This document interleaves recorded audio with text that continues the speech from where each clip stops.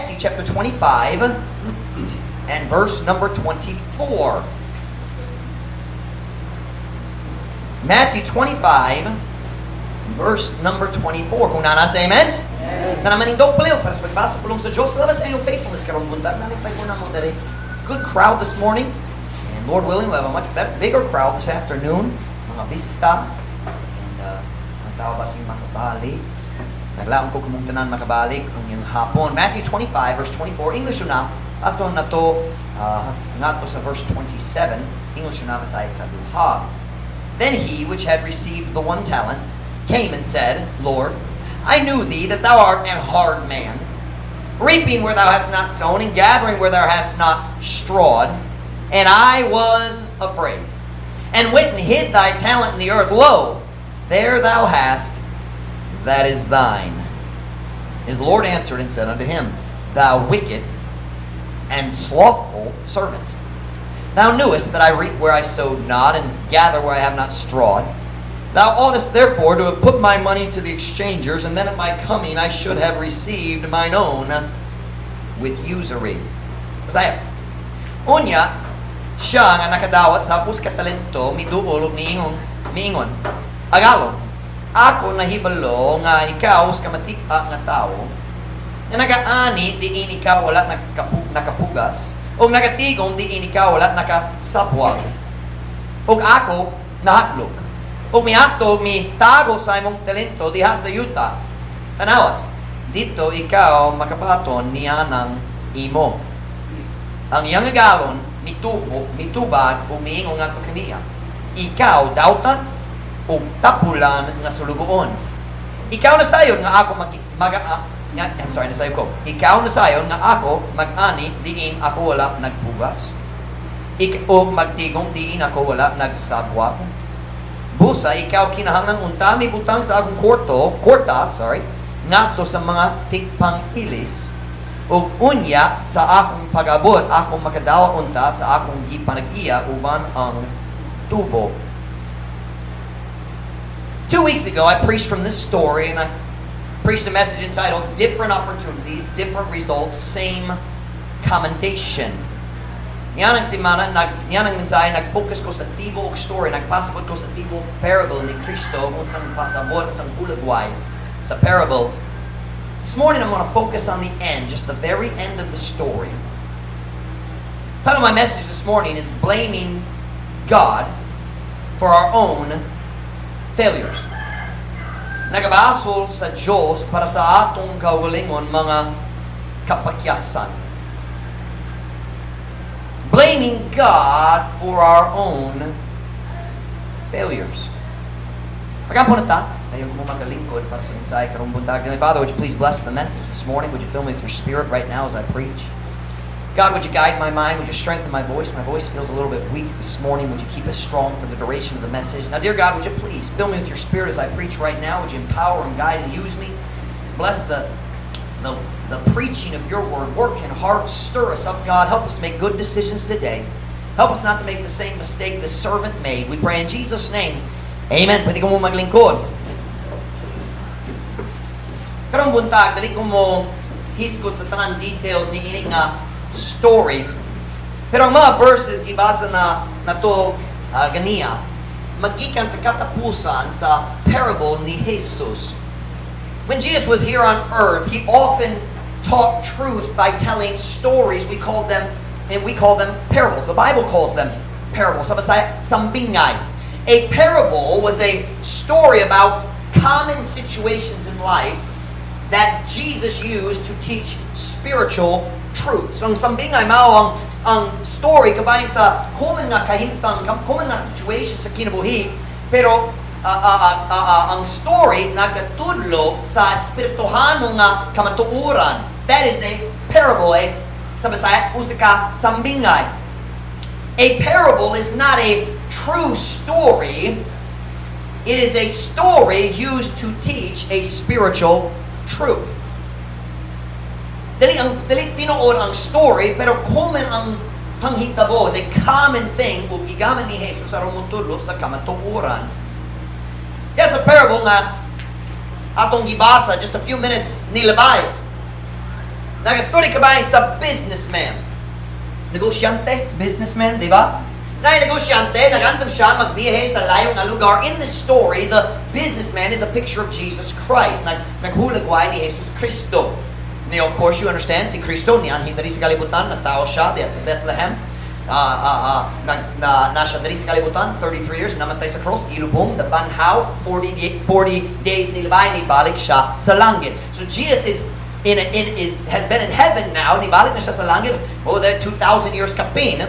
He has now been in heaven around 2,000 years, give or take, and so he's gone to a far place for a long time. That's the picture in this story. Na negosyante, nagandam siya, magbiyahe nga to sa layong nga dapit, ug madugay siya dito. Pero sa wala pa siya nagbiyahe, right before he left, he called 3 of his servants, his employees, we would say today. Siya nagtawag, tulog ka suluguran niya, and he gave each of them money. It wasn't their money. Dili ilaha. Just like we as Christians do not belong to ourselves. Dili ko iya sa akong kaugalingon. Can I say it that way? Dili ko iya sa akong kaugalingon. Gipalit ko pinaagi sa dugo ni Jesus Cristo. The Bible says we are bought with a price. We've been purchased by the precious blood of Jesus Christ. We are not our own. Then in the same way, this money that he gave them was not their own. Dili iya kanila. It was still his money. Iya ihapon, pero siya naghatag kanila, nagtugyan sa kwarta kanila aron sila maka-invest sa iyang kwarta samtang nasa sa layo nga dapit.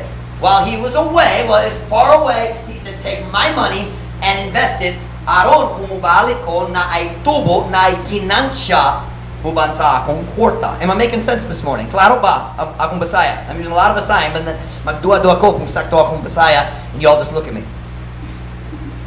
So magdua-dua ko kasing sayo pa akong Bisaya, nalibog yun ang tao. Alright. So nagtawag siya, tulog ka sulugoon. Sa una, siya nihatag 5 talents. Now that's a lot of money. A talent was a lot of money. Now, I don't know exactly what it would be today, but it's a lot of money. It'd be some kind of like kung ang tao mo hatag 50,000 pesos. That's a good amount of money to invest. So sa una, siya nihatag 5 talents. Sa ikaduha, siya naghatag 2 lang. Sa ikatulog, siya naghatag 1 na lang. Just 1. Now, he didn't give them all the same amount, but he gave them all something, and he expected one thing. Invest my money while I'm gone. Kana ang iyang i-expecta. He said, take my money and work while I'm gone. Do something with it. Make more money for me. Kwa ang ginansya alang kanako. Are y'all following me this morning? That's the parable of the story. I'm sorry, that's the basic overview of the parable. 2 weeks ago, I think it was 2 weeks ago, ako nagbasa ko sa tibong parable, I explained what the different parts of the parable are picturing. Nagbasa ko sa gihulagway diha sa parable. I'm not going to do that this morning. If you want to know, go back and watch the sermon. It's on YouTube. Alright? Karon, kanang kung mag-focus sa katapusan sa story. Sa katapusan sa parable. Sa diha ang negosyante nibalik gikan sa halayo. Niabot siya dito sa iyang dapit ug nagtawag siya sa iyang mga sulugoon. He called his servants together to find out what they had done with his money. Aron mukat-on unsay ilang gihimo sa iyang kwarta. Sakto ang grammar, sa iyang kwarta. My mind's playing tricks on me this morning. Maybe I should just speak English. Okay na ba? Kinala ko manat. Si Brother Bolton, wala ka balo sa English, sa Bisaya. And kinala ko mag-andam, mag-nosebleed. And ako mo tabak kanino mag-andam. He wanted to know what they did with his money. His money. Didn't ilaha. It was his. He gave it to them to invest for him. And may I say to you today, the life you have, God gave it to you to invest for Him. Ang kinabuhi, nga namatunan nimo, ihatag kanimo sa Diyos, aron ikaw maka-invest sa imong kinabuhi alang kaniya. If you are saved, kung naluwas na ka, iyak ka ni Jesus Cristo. You're not your own, for you're bought with a price, the Bible tells us. Mura, kabalo mo sa story. Pero magpasok ko dala sa madali. Ang una, nga naay 5 sa sinugdanan, niduo siya. He said, Master, Tagalog, bossing, amo, whatever you want to call him. He says, I had 5, nag-invest ko, nagdugang 5. So 9, 10, nga mobalik kanino. Did he do what he was supposed to do? Yes or no? Yes, he did. Ang ikaduha, niduo. Pila ka bukang iyaha? Duha na lang. And he said, Master, nag-invest ko, just like you said, ug napay duwa, nagdugang duwa, so nakoy 4 sa tanan. Did he do what he was supposed to do? Yes or no? Yes, he did. Kaya ang ikatulo ni duol. Now wait a minute. He had only 1 talent. Dili pareho, like can I say, gipanghatag niya? Gihatag niya. Dali pareho ang gihatag kaniya. Pero naa siya usa. Did he have something? Yes or no? Not good. I think we talked about that 2 weeks ago a little bit. He only had 1. But while the master was gone, samtang ang master nandito sa halayo, he had done nothing. Nothing. Today, I'm not going to worry about explaining what the talents are a picture. Dili ko mabalaka kabayan sa pagpasabot kung sige hulog ko ay diha sa mga talento. All I want you to notice this morning is this simple truth. The third man did not do what he was supposed to do. Kabalo siya, unsang kabubut, unsayang agalon. O wala siya nagtuman sa sugo sa iyang agalon. He didn't do what he was supposed to do. Wala siya naghimo sa kung unsa iyang angay buhaton. The master was away for a long time. And that entire time, he did nothing. He took the money he was supposed to invest and he buried it and left it. Wala siya naghimo bisan unsa. Panaglitan. Nainumdum ba ka sa panahon sa imong pagka-batanon? Imong mama mo biya sa balay, sayo sa buntag, mo sugot nimo. Kinahanglan maghugas, kinahanglan daghang butang, di ba? Kita nag-experience niini. Kung imong mama mo biya, o kabalo ka, mag-work siya sa tibo ka lahat, dali siya mag-ulit kung alas 5 kapin. Tinod ba? So imong mama, magsugot nimo. Pampara? I saw that look.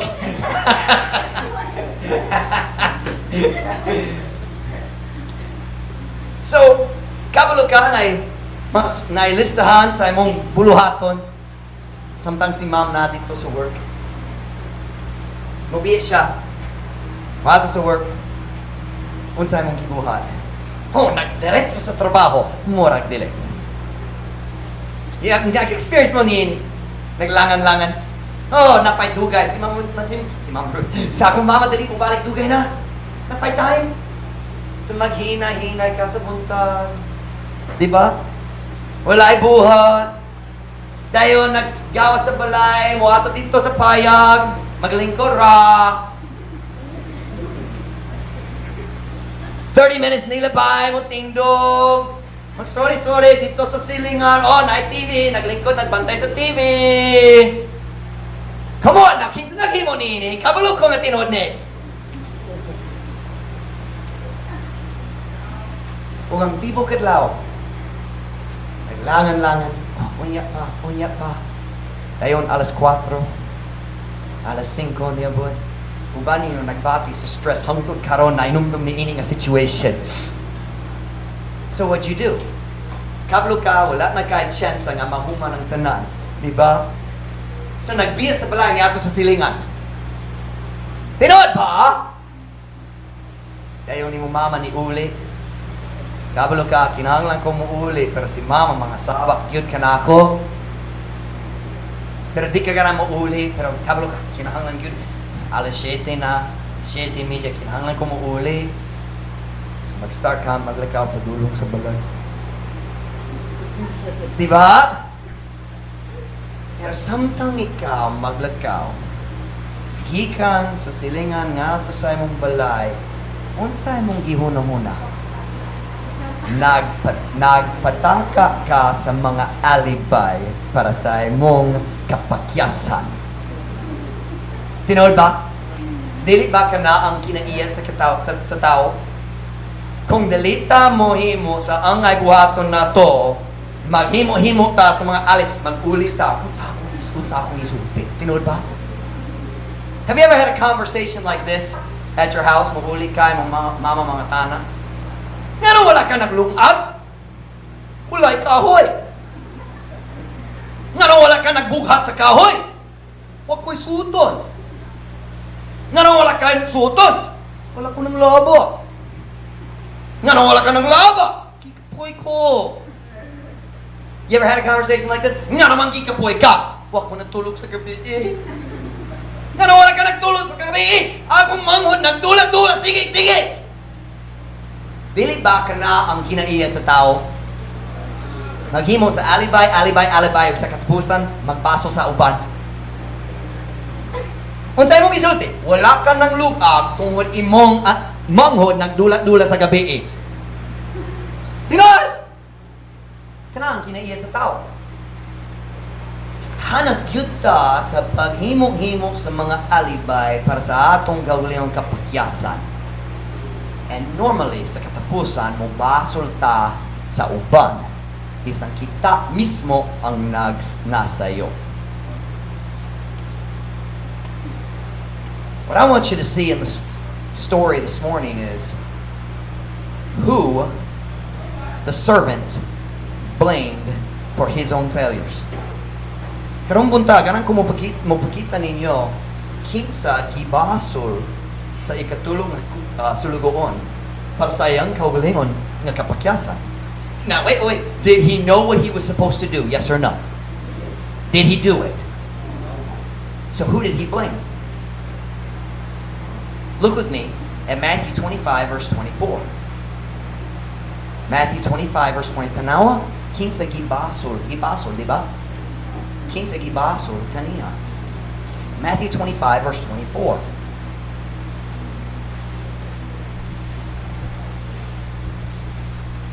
Kuna na say amen? Amen? Then he, which had received the 1 talent, came and said, Lord, I knew thee, that thou art an hard man, reaping where thou hast not sown, and gathering where thou hast not strawed. And I was afraid, and went and hid thy talent in the earth. Lo, there thou hast, that is thine. Verse 24, I'm going to adjust the Visayan just a little because there's a difference between the Visayan and the English. So I'm going to correct the Visayan. Gamay. Unya, siya nga nakadawa sa us katalento, miduol umingon, agalon, ako nagkaila kanimo, nga ikaw, us ka matik-a, nga tao, kinsa nagsabas matik-a? Gahi o kasing-kasing, di ba? Is that duo sa salbahis? Is that kind of the idea of hard-hearted? Gusto kayo, gahit manggod, walay kalooy? Di ba? Okay. Ikaw, usa ka, matik-a nga tao. That's a good translation, by the way. Nga nagaani, diin ikaw wala nakapuga, so nagatigom, diin ikaw wala nakasabwag. Ug ako nahadlok. Ug miatog mitago sa imong talento, diha sa yuta, tantawa, dito ikaw makabaton ni anang imo. Did y'all see who he blamed? Nakita ninyo kinsa iyang gibasol? Now, nining situation, basin na laing tao magbasol sa laing sulugoon. Wala ko nag-work tungod kaniyan. Siya nag-disturb na nagbasol sa uban. Diba? Anybody who's ever worked out in a worldly type job has seen that happen. Sige magbasol sa uban para sa iyang gawin sa iyo. Diba? Or basin na mga tao kung nining situation na mga lalaki magbasol sa iyang asawa.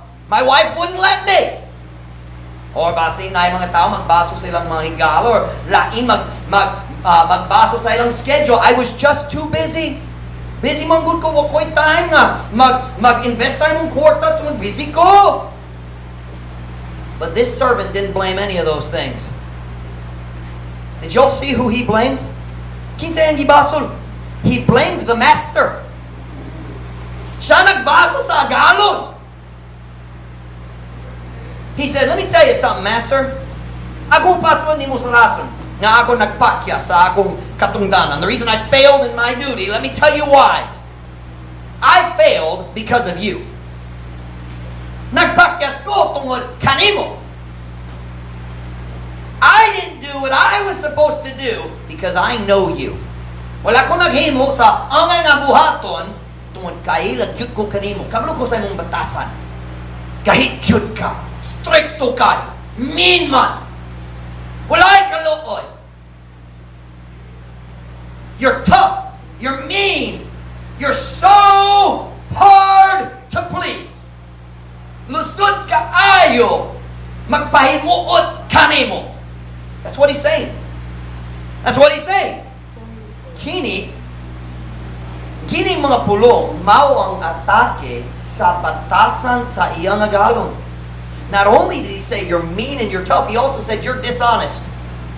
Magpaimulos ka suban. Ang laking tao magtanong o ikaw mag-ani sa ilang gipangtanong. Sayop na. Gitanang, gipugas, tanong. Other people plant and you go reap it. You're saying you're dishonest. You're mean. Tigpaimulos ka. O dishonest ka. Ug ako nahadlok tungod kabalo ko sa imong tinuod batasan. Sobrang stricto ka. You expect too much from your servants. Sobra kayo ang imong i-expectar sa imong mga sulugoon. You're just too hard to please. I couldn't do anything to make you happy. Watch, so I didn't even try. Wala ko'y mahimo nga makapaimot kanimo, busa wala na lang ko nagsulay. That's what he's saying. Kanayan isulti dire. You say, Pastor Mike, that doesn't even make sense. No, it doesn't. But daghang mga Kristohanon maghimo sa priyo nga alibay. Kanang alibay sa daghang Kristohanon sa 2022 para sa ilang mga kapakyasan. God, you're just too strict. Stricto kay ang rason nga wala ko nagsunod kanimo kay stricto manggod ka. Ever heard people criticize like that? That's what they say about us Baptists. You Baptists, you're too strict. Walay pagsayaw, walay dautang music, walay lingaw-lingaw, walay pag-inom, stricto yun. That's what they say about us. I have a simple answer. Read your Bible. Mas stricto ang Diyos. Di ko mag-sorry kung stricto ta. But he blamed the master. Dagang Kristohan ang priyonyana. God, you expect too much from us. Sobra kayo ang imong i-expector kanamo. It's too hard. Basin ang laking tao magalaga kanimo, pero dili ko, kay stricto ka. Gahit ka. Matig-a. It's just too hard to please you, God. Sud kayo ang pagpalipay kanimo. God, I can't do your will, and it's your fault. That's what they're saying. May I just say this morning, that's just an excuse. Kanang alibay lang nga gikan sa tao nga dili ganahan mo alagad sa Dios. Pero naidahag ang Kristohano nga samak man niya ang ikatulong na sulugoon. They aren't doing what God wants them to do, so they blame God for their failure. And then they post it on Facebook. And you've seen it sometimes, haven't you? Nagsulay ko nagalaga sa Ginoo, pero di kaya na ako kayo lusog kayo. Do you know what they're saying? Nagabasol sila sa Diyos para sa ilang gawin ang kapakyasan. People say things like this. I would serve you, God, if you weren't so strict. Ako unta mo lang kanimo Ginoo kung ikaw wala nagtuon ini mga problema sa akong kinabuhi. You ever heard that blame? That one? Ako unta mo lang kanimo Ginoo kung dili lusod ka ay kung palipay kanimo. That's what the servant is saying. Tagalog, Ginoo, nagpakyas ko. Pero kana ang imong sayo dili ako. Wow. you're mean, you're hard. Huwag nahadlok ko magsulay. Now, I want to ask some questions this morning that need to be asked. Question number 1, did the servant know what the master wanted him to do? Yes or no? Kabalo ba siya unsang saktong ang ay buhaton niya? Kabalo ba wala? Kabalo yun. Number 2, did the master, listen to this question, did the master give him what he needed to obey?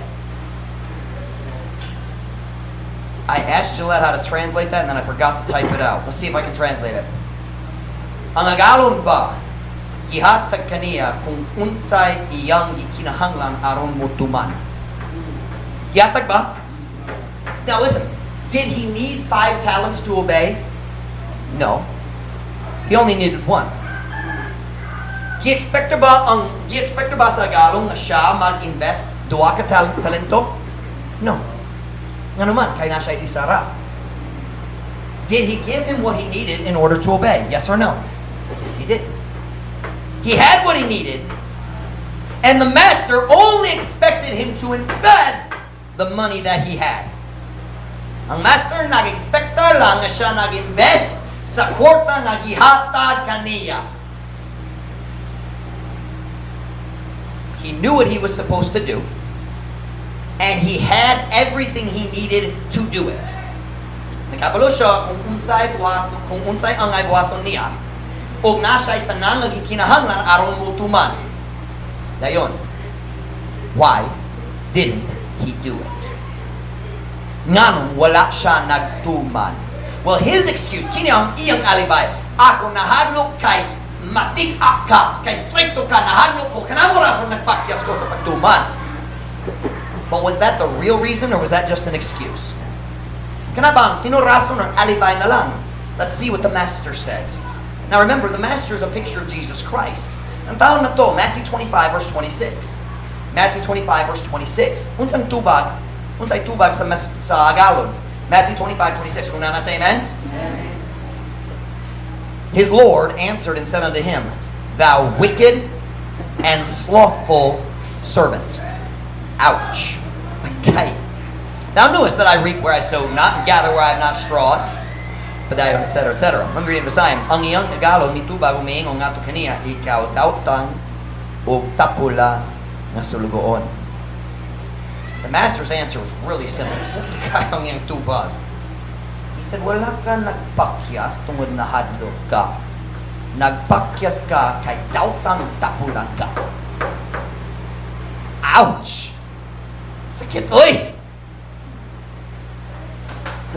He said, you failed because you're wicked and lazy. Here's the truth. You just didn't want to obey.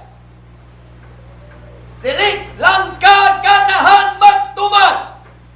Kanang rason na ikaw nagpakyas. Dali ka hadlok. May I say this morning, the same is still true today.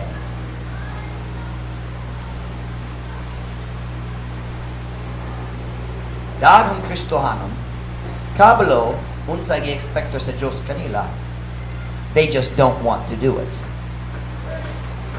Dili lang yun sila ganahan nga motuman.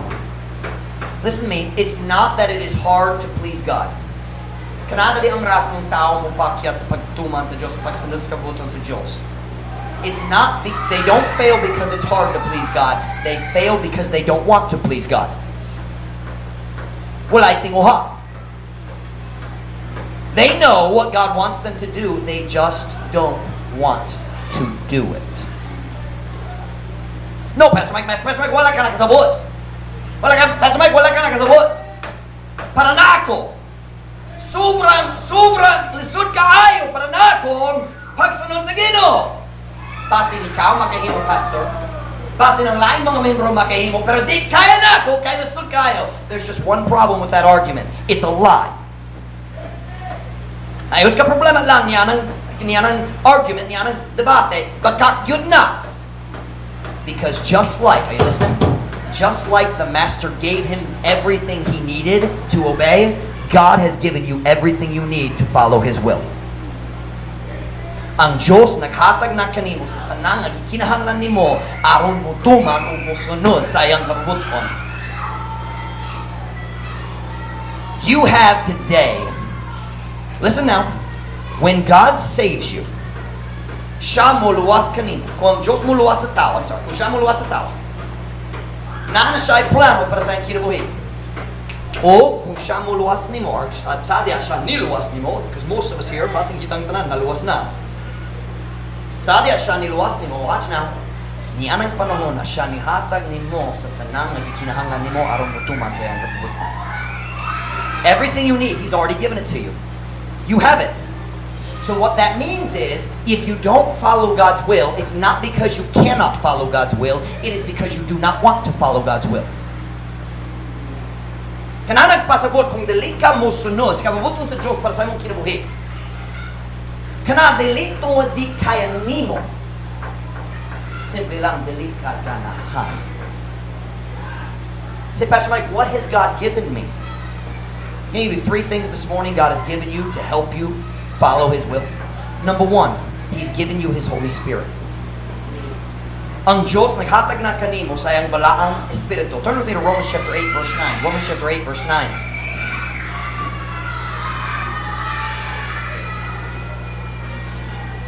I'm simply saying this morning, ang tanan mga alibay, di ko magalagay sa Ginoo tungod ni ini. Alibay na lang kung ang Diyos ni hatag nimo sa tanang gikinahanglan nimo. You already have it. Kung ikaw naluwas na, nakay balang espiritu nagpuyo sulod kanimo. Romans chapter 8 verse 9. Kung nasa amen? But ye are not in the flesh, but in the Spirit. If so be that the Spirit of God dwell in you. Now, if any man have not the Spirit of Christ, he is none of His. Apan, kumu wala diha sa unod, apan naa sa Espiritu. Kung mauman nga ang Espiritu sa Diyos nagpuyo diha kaninyo. Karon, kung adunay tao nga wala nagbaton sa Espiritu ni Kristo, Espiritu sa Diyos, siya dili iya. Or iyaha, we might be able to say. Do you know what God's saying? Kung wala kay balang Espiritu gapuyo sulod nimo, wala ka naluwas. Kung naluwas na ta, ang Diyos mohatag ka nato sa iyang balang Espiritu magpuyo sulod ka nato, aron mugiya ka nato, mopakusog ka nato, o mopag-o ka nato. Jump down to verse 13. Romans chapter 8 verse 13. Romans chapter 8 verse 13. Kung nasa, amen?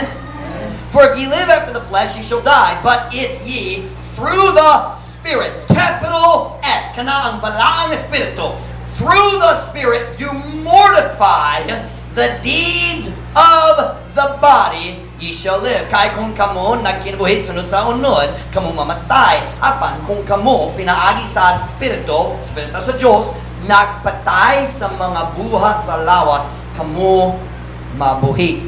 Do you know what God's saying here? Through the power of the Holy Spirit, you can overcome your old fleshly habits. That's what He said. Pinaagi si gahom sa balang Espiritu nga nagpuyo na sulod kanimo, makabuntog ka sa imong daan unod nung nga naandan. That's what He said. Verse 9 says, if you are saved, you have the Holy Spirit. Verse 13 says, and if you have the Holy Spirit, His power will help you overcome your old habits. Oh, Pastor Mike, di kaya na ako, di ka makabuhi ko sa sigarilyo, sa elimnon. Yes, you can. If you have the Holy Spirit, He will help you overcome. Siya matawag ni mo mabunto. Siya mapakusog kanimo. So, kung ikaw mupakya sa pagbuntog sa imong daan na andan, kanadali kung dili kaya nimo, dili lang yun ka ganahan. The Holy Spirit na dito aron mogiya kanimo. Dayon kung dili ka maghimo sa mayong mga decisions sa imong kinabuhi, dili tungod dili kaya nimo. Dili lang yun ka ganahan. I'm saying today, God has already given you everything you need to succeed. So if you fail, it's your fault, not God's. Don't blame God. Kung ako mo pakyas nga, yung nga pastor dali sa Street Baptist Church, kanadali ang sayop sa Diyos, kanang ang sayop ni Pastor Mike. I said, number 1, He's given you His Spirit. Number 2, He's given you His Word. Siya naghatag na kanimo sa iyang pulong. Let me tell you something. You don't live in Saudi Arabia. You can get a Bible if you want. Kung gapuyo ka dito sa Saudi Arabia, lisod kayo, illegal. Modala sa Biblia dito. Ako nag-story sa, ang tawag, sa seamen. Tawag ka rin seamen, di ba? That's the word you use here, sailors, we say in English. In America, I mean. seamen. Nag-story ko sa mga seamen na nakaato dito sa Saudi Arabia. Kung iyang gisulod din ako. He said, kung kita magduol sa port dito sa Saudi Arabia, ang captain mo ato sa tibok barko o mukuha sa tanan Biblia, tanan symbol sa Catholicism, ang mga tawag ni crucifix na kuha sa tanan o magtago sa ilalong sa ship dito sa safe. Bibles tanan. Kay bawal ang tanan dito sa Saudi Arabia. But we don't live in Saudi Arabia. We live in the Pitan. And if you want a Bible, makadrive ka dito sa Dapolo, nato sa Sepio, naitagang Biblia dito. And you say, Pastor Mike, wako kwarta. Pwede mga ayaw na ko, namin Biblia dere, ako muhatagin mo. English or Bisaya? Wako kabulo sa English, Pastor Mike, namin Bisaya. Kung sa lain, alibay ni mo. You see, if we don't use the Bible, we can't blame God for that, can we? He gave it to us. Turn with me to Psalm chapter 19, verse 7. Psalm chapter 19, verse 7.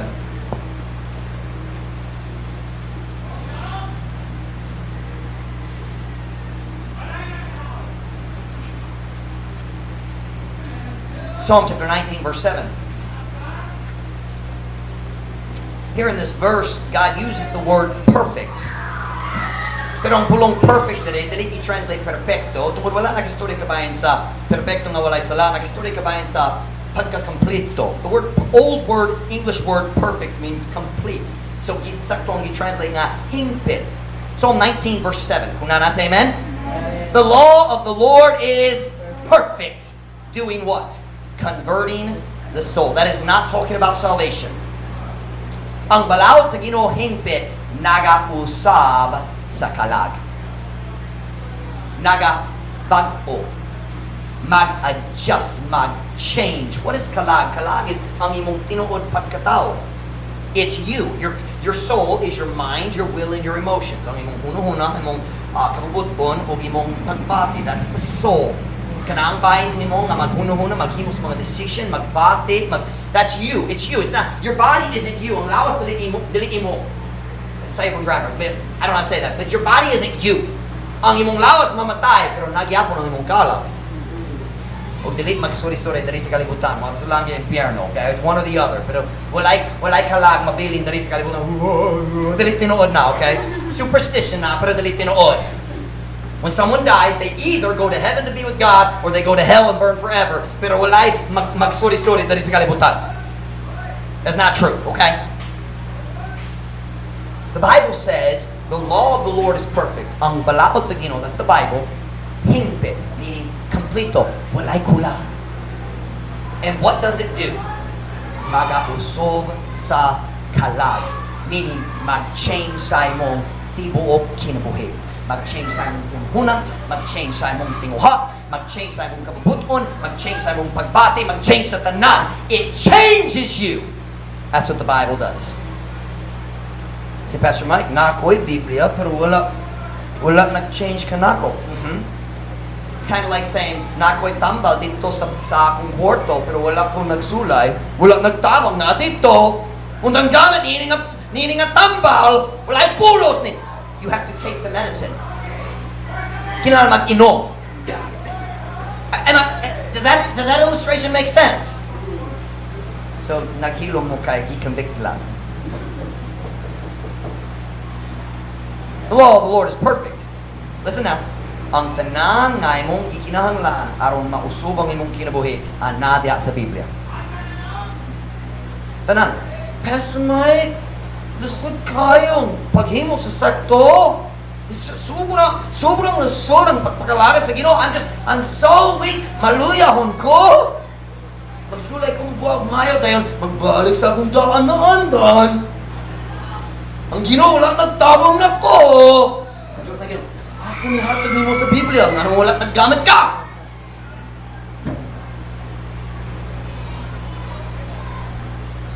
Ako pangatana. Kung naglusod ka, diya sa mong Christian life. Nagbati ka, nagmaluyahon ko. Ilang oras imong gigahin sa pagbasa sa Biblia ni Agin Simana? Oras, Pastor Mike? How about minutes? As in seconds lang? Kailangan ko magbasa sa Biblia sa dali pag matulog karong gabi. Sa ako magbasa. Alright. And Joshua rose early in the morning there. Kaya ka oras imong gigahin sa pagbasa sa Biblia niya si Mama. Kaya ka oras imong gigahin sa Facebook niya si Mama. It's funny, mag-measure ta sa atong time sa Facebook sa oras, mag-measure sa atong time sa Biblia sa minutes. Dahil magbasok ta sa Diyos na magusod ta sa atong Christian life, dili iyang sayo atwa lang. Kung kita magbaliwala sa Biblia nga naigabong sa pag-change sa tanan sa atong tibok kinabuhi, kung kita magbaliwala sa pulong, dili ta makabasog kaniya kung kita masayo kung madawat atong kinabuhi. I'm saying today, God has given us what we need. Are you using what God gave you? Nagatubog pa ka ng malang espiritu mo giya kanimo mo, nagatubog ka ng malang espiritu mo pakusog kanimo pinaagi sa iyang pulo. Don't know where I am in this outline. I need to get done. I'm saying today, kung bupakyas ka sa pagsunod sa kabubuton sa Diyos, nadali tungod di ka nimo, ilang gid kaganahan. Ang kulang dili ang oportunidad, ang kulang na timuha. He's given you His Holy Spirit. He's given you His Word. Number 3, He's given you a Bible-believing church. Excuse me, nagdagang lugar nga walay simbahan sama niini. Bisan dali sa tapitan, nagdagang barangay, walay Baptist church na pastor, magtilo, magwalik sa pulong sa Diyos. I think na 5 kabog sa tibok tapitan. Pero ang Diyos nihatag nimo sa simbahan nga wali akong view ang pulong sa Diyos. Now let me give you a time out. Let me make a statement here. No church can save your soul. Walay simbahan, walay religion, makaluwas sa imong kalat. Si Jesus nagingon, I am the way, the truth, and the life. No man cometh unto the Father but by me. Ako maong dalan, ang kamatuoran o ang kinabuhi. Walay tao nga nagaato sa amahan, apan pinagi kanako. Ang simbahan, dili ang dalan sa kalawasan, si Jesus Cristo lamang. However, you will never follow God's will for your life without being a faithful member of an old-fashioned Bible-preaching church. You won't. Dili yun ka makasunod sa kabubuton sa Diyos para sa imong kinabuhi kung dili ka mahimong faithful member diha sa old-fashioned Bible-preaching church. Turn with me to Acts chapter 2 verse 47. Napita tayo man. Acts chapter 2 verse 47.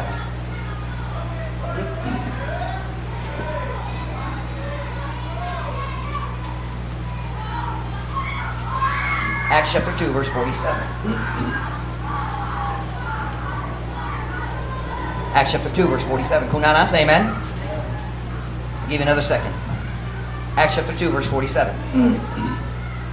Praising God and having favor with all the people. Look at this sentence. And the Lord added to the what? Added to the what? Church daily, such as should be what? Kinsan makapil sa simbahan? Sila nga naluwas na. Do you know what that means? A baby can't join the church. Wala pa siya naluwas. Oh, gibaptismuhan na siya. No. Nabasa siya, naligo siya, pero wala siya nagatuon ni Kristo. Wala pa siya naluwas. What does it say there? The Lord added to the church daily. Basta, kung ang Ginoo midugang nga sa iglesia sa adlaw-adlaw ni atong mga nangaluwas. That's what I'm about to say right here. When you get saved, I think, mura kitang tanan naluwas diri karon. Wala ko sure, pero mura. Kasi na yung pipila nga wala. But, when you get saved, God expects you to join a Bible-preaching church. That's what it says. Kung taon, naluwas na, ang Diyos nag-expect siya mo appeal, siya mahimong member sa Bible-preaching church. And that's not all. Look back at verse 46. You just looked at 47, look at verse 46. Tanawang verse 46. Kung nana, say amen? And they, what? Aha! Not only does He expect you to join a church, He expects you to be faithful. Wala siya nag-expect lang, nga ikaw mo, this is man, nag-expect siya, nga ikaw mahimong faithful. And look at them. They continued how often? Daily. Wow! Huwag sila nagpadayon sa adlaw-adlaw. They had church every day. Almost. Diri sa dapitan. Dili, dapitan. Diri sa kalibutan karon. The pastor has a hard time getting people to come to church once a week. But God says if you're saved, you should be a member of a church, number one. And by the way you become a member of a church is baptism. Kung saan yung tama balakad ka ba, ang pastor, hindi ka na magsulti niya na. They say, well, you can be baptized, but you're not really a member of a church. No. Baptism is the way you become a member of a Baptist church. Because baptism is saying, nagatoko sama kaninyo, ganaan kumupil kaninyo. That's what baptism is. We shouldn't be afraid to say that, because that is what it means. Kung nagato ka sa doktrina ng giwali dili sa Truth Baptist Church, dapat ka mahimong membro. Dapat ka magpabaptize, mahimong membro, dapat mahimong faithful. Because that's what God expects. You listen to me. You're not going to follow God's will if you're not faithful to God's house. You're not. Pastor Mike, I just struggle with that. Pastor Mike, nalusugod ko sa pagtinta. Sige, mabalik ko sa akong daan na andan. Magsulay ko mabuhat sa sakto dahil mabalik sa daan na andan. Unsa ang problema ka na ako? Faithful ba ka sa simbahan? Ang simbahan magkusog sa imong pagtuo. Dili mo luwas nimo, pero mo palig-on sa imong pagkakristohan.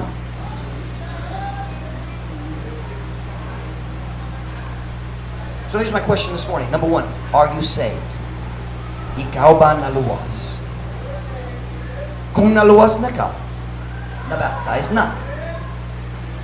O kung nabaptize na, nagasunod ba ka sa kabubuton sa Diyos para sa imong kinabuhi?